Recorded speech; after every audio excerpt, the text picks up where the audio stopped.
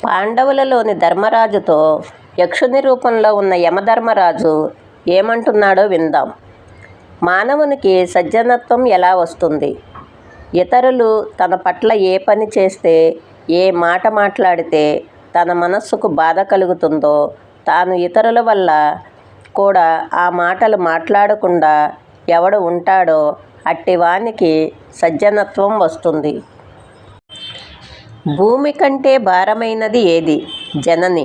ఆకాశం కంటే పొడవైనది ఏది? తండ్రి. గాలి కంటే వేగమైనది ఏది? మనస్సు.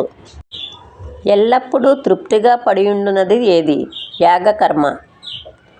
లోకానికి దిక్కు ఎవరు? సత్పురుషులు. ఆలోచించి పనిచేసేవాడు ఏమవుతాడు?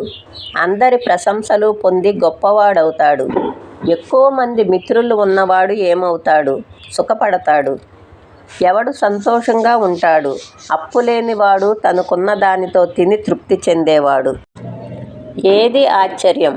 ప్రాణులు ప్రతిరోజు మరణిస్తూ ఉండటం చూస్తూ మనిషి తానే శాశ్వతంగా ఈ భూమి మీద ఉండి పోతాననుకోవడం.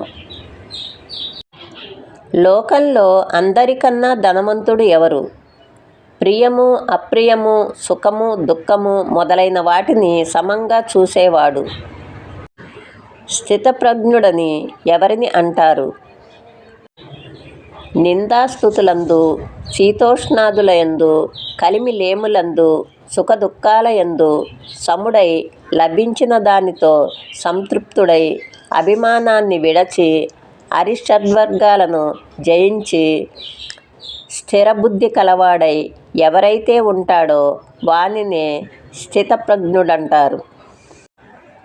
యక్షుడు ఇలా అంటాడు: ధర్మనందన, నీ జవాబులు నన్ను ఆనందపరిచినవి.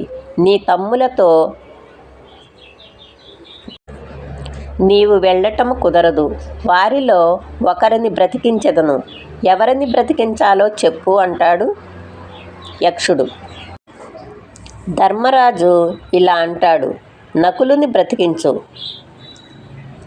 యక్షుడు ఇలా అంటాడు: భీమార్జునులను వదిలి ఈ నకులుని ఎందుకు ఎంచుకున్నావు అంటాడు. ధర్మరాజు ఇలా అంటాడు: మాద్రి, కుంతి అని ఇద్దరు తల్లులు మాకు.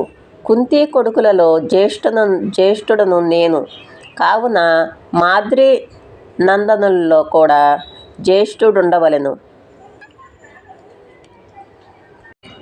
యక్షుడు ఇలా అంటాడు: ధర్మరాజా, అర్థకామముల కంటేను దయాధర్మములకే ప్రాముఖ్యతనిచ్చినావు కనుక నీ తమ్ముల నలుగురిని బ్రతికించుచున్నాను అన్నాడు యక్షుని రూపంలో ఉన్న యమధర్మరాజు.